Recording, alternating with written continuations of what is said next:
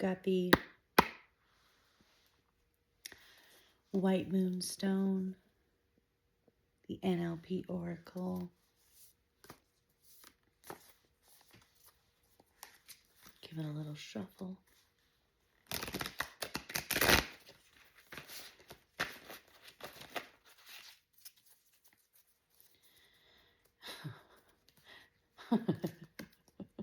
Patty whack, patty mac. I don't know. Patty? What?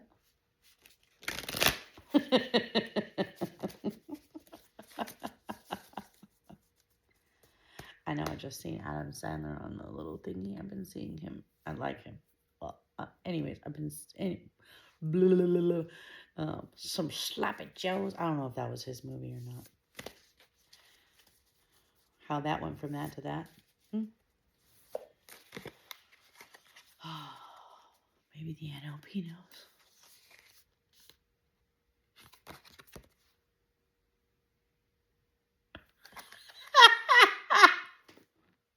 It does know. Those are like words that we just put out. Like a free flow of thinking. I'm reading a book. It'll probably give me a little better explanation. I kind of know what I'm saying, but like how to like make it sound cool when I say it or have it actually explain something. I'm not capable of doing that right now. But I think this is. It says language leads the nervous system. Yeah, it's like when you're nervous, you like say whatever, right? Just kind of, like a dream state. Your brain just pops out whatever. So they say, maybe I need to brush up on that knowledge.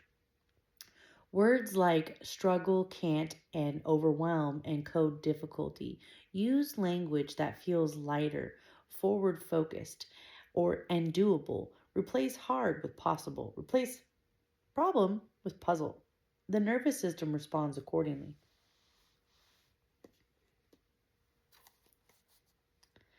All right. So it looks like you were hopping on the bandwagon of using positive speech and using high frequency words and you're on that train. I love that. Me too. It says that you're dealing with a break state.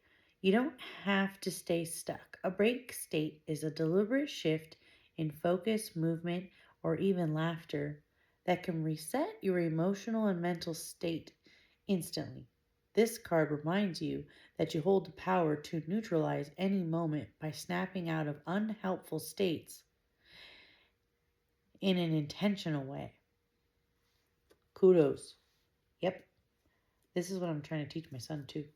Like, you have control of your emotions. Like when they say it's okay to be angry, but it's not okay to speak angrily. That's what they're teaching. But to actually know how to do that, to be able to see, oh, this, here's the statement. To be able to see, oh, this, I am reacting, however I'm labeling how I'm reacting. And I'm labeling to myself and telling myself, I don't quite like this because either I don't feel good on how it's projecting. Maybe I'm acting in a very pleasant, graceful way, and I'm embarrassed because that's new to me. Or maybe I'm acting in a very hasteful, nasty way, and that's embarrassing me. So you're realizing how you're this could be different things. Someone's been speaking on realizing how you are perceiving yourself being perceived by others, how you think all that's occurring, and now that's causing you to react and think more and think about that more, and that you're even thinking about that. Being extrally present and aware of something that's kind of actually made up and projected, right? So maybe when I don't know. Okay, down some new thought I'm going to share.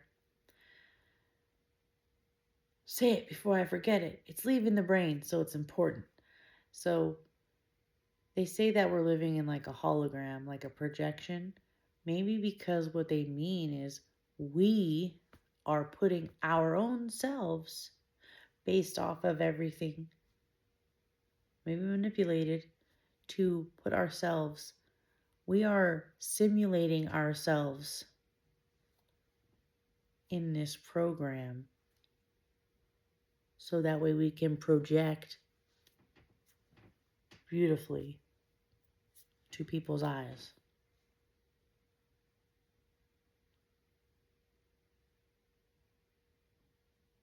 So that way we don't get the evil eye. I don't like if that's what we're doing and we're thinking that's ridiculous, then now we've named it and can change it. How, as they say, is a thing, right? So that's great. And if you didn't know, now you know. So, why this is happening? Generative change. Generative change focuses not on fixing what's broken, but on creating new patterns and behaviors that lead to lasting transformation. By shifting your focus from problems to possibilities, you can initiate deep and lasting change.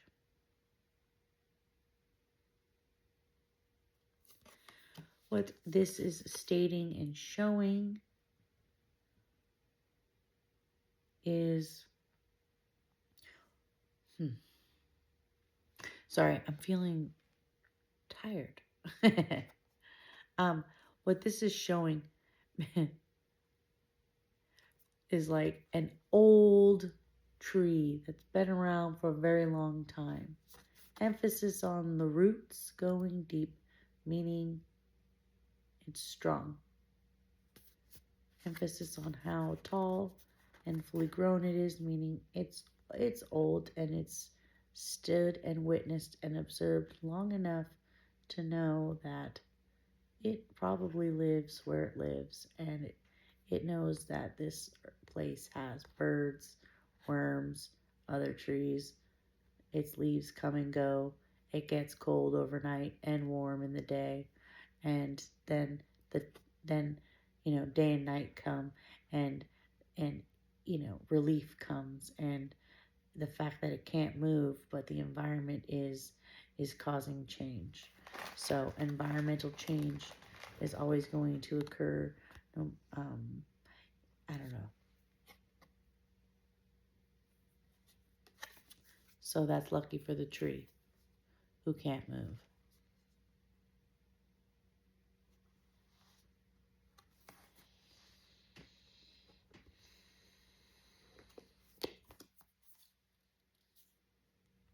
So that's what's happening.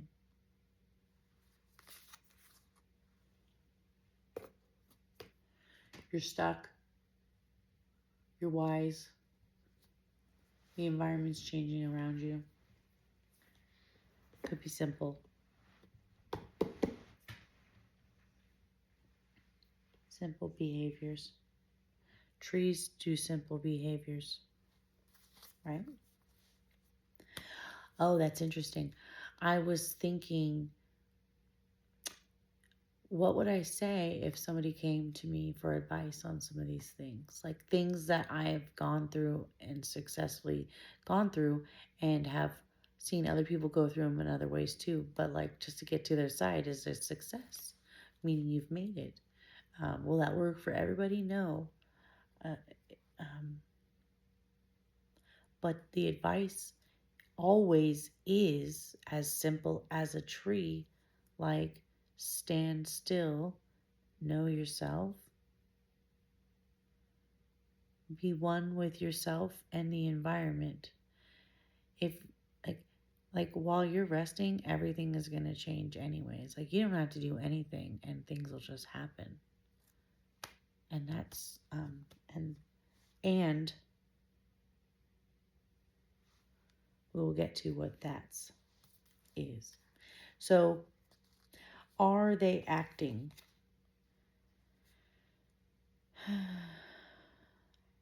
So, how interrupting patterns? Every habit is a loop.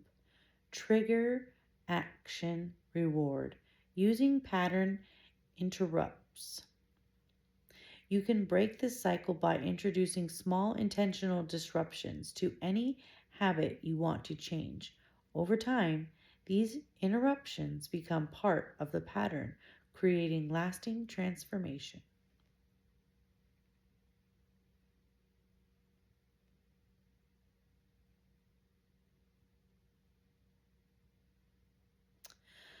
I want to screenshot this. Um, so I was inserting positive interruptions into a bickering couple the other day. Two beautiful people who like to bicker, and they find that energy to be very cozy and comforting, and they like to be in it. Um, Maybe that's what it appears. I don't think they actually do. I just don't know if they know. I think that they're projecting. I'm sorry I said that. But so what this is saying is you are, ooh, the light just made this more visible. You are an extremely beautiful, beautiful, beautiful person. You know when a young woman curses like a sailor and they're like, you would be so beautiful if you didn't talk like that?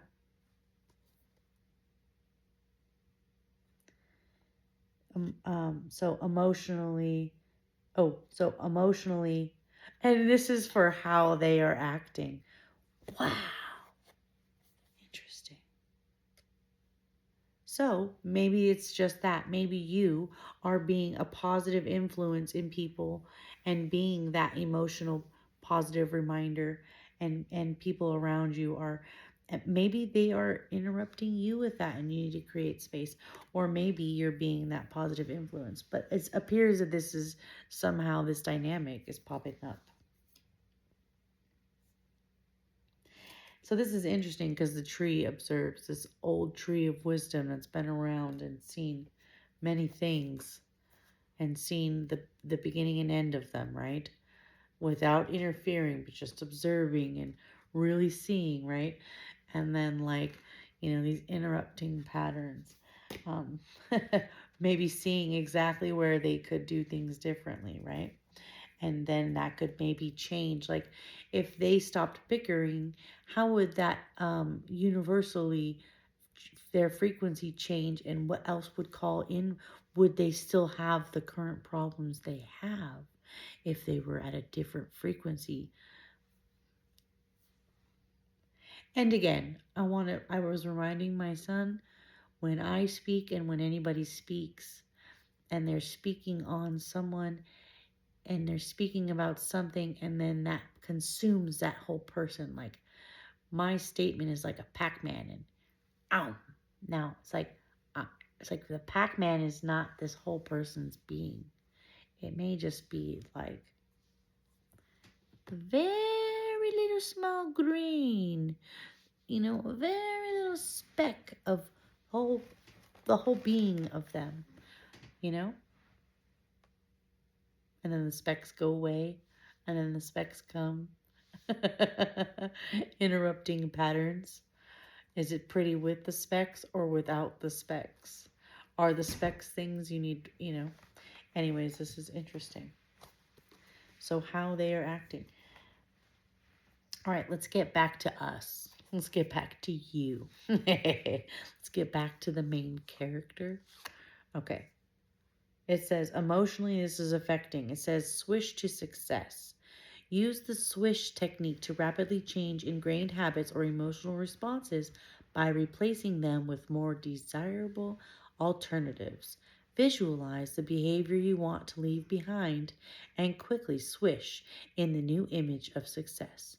Repeat this process to program your mind for positive change. So, yeah, it looks like you're the knowing one. And yes, it looks like you are standing alone. Mm-hmm. And the other trees are existing where the other trees are.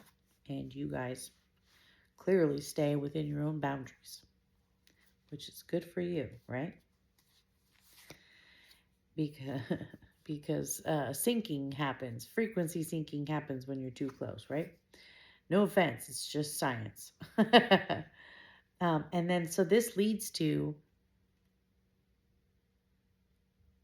nominalization. It says, my relationship needs work. I need more success. I have anxiety. Nominalization refers to turning a process or action into an abstract noun like success or love. This can make goals or feelings vague or difficult to act on. By asking questions like, what does success look like in action? You bring clarity. See, ask and you shall receive. Most of us are like, I want to succeed. You should be saying, what does success look like in action? You bring clarity to abstract concepts and turn them into specific, achievable steps. Small, simple steps. If somebody were to come to me for advice, I would literally tell them, we're going to focus on one thing. And if that bothers you, we can definitely do different stuff. But the idea is, I would generally, my first thought would be to let's focus on something small, something simple. Let's get something, a bunch of things, and group them and categorize them and pick something and simplify it and find the why and see what that does and see where that leads. Pick the most joyous thing you want to lead towards and find one step towards that and focus on that. That is always like my my pillars of foundation. So please, if this is leading you to me, I welcome you and come. Thank you. Come by me.